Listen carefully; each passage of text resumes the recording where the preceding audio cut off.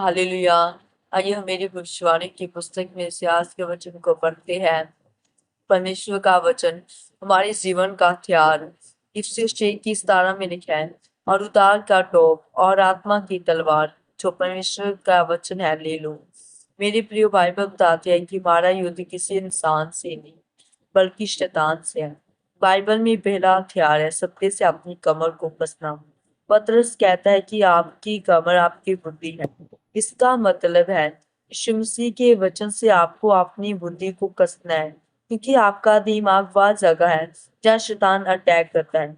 गंदे विचारों से, चोरी से, व्यभिचार से, किसी को माफ ना करना। शैतान जब भी आपके पास आता है तो एक बर्म के साथ आता है। इसलिए अगर शैतान को हराना है तो आपको उससे मन में नहीं बल्कि उससे वचन से बात करनी है। आप जितना शैतान से दिल में बहस करोगे वह उतना आप पर ज्यादा अटैक करेगा। और ये बात परमेश्वर ने मुझे 7 बार समझाई थी जब मैं 40 दिन के उपवास में था। अगर आपका दिमाग वचन से कसा हुआ नहीं है तो शैतान आपके दिमाग में प्रवेश करेगा। लूका 4:1 से 13 में लिखा है, यीशु मसीह की जंगल में शैतान के द्वारा परीक्षा होती है। तब यीशु मसीह ने शैतान से दिल में एक भी बार बहस नहीं की।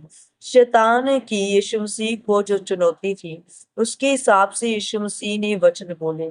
इसलिए जितना ज्यादा आप परमेश्वर के वचन को पढ़ेंगे और समझे रखेंगे, अर्थात वचन से अपनी बुद्धि को कसकर रखेंगे, तो जब शैतान आप पर अटैक करेगा तब आप शैतान को वचन बोलकर हरा पाएंगे।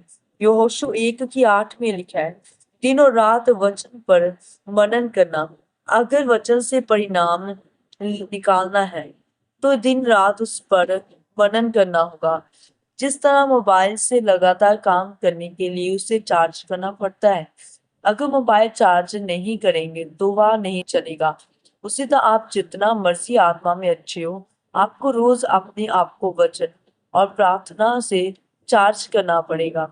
मेरे प्रियो, अगर आपको अपने जीवन के दुखों से, परेशानियों से, बीमारियों से जीतना है तो आपको आगे देखना होगा, यानी वचन के द्वारा आगे बढ़ना है।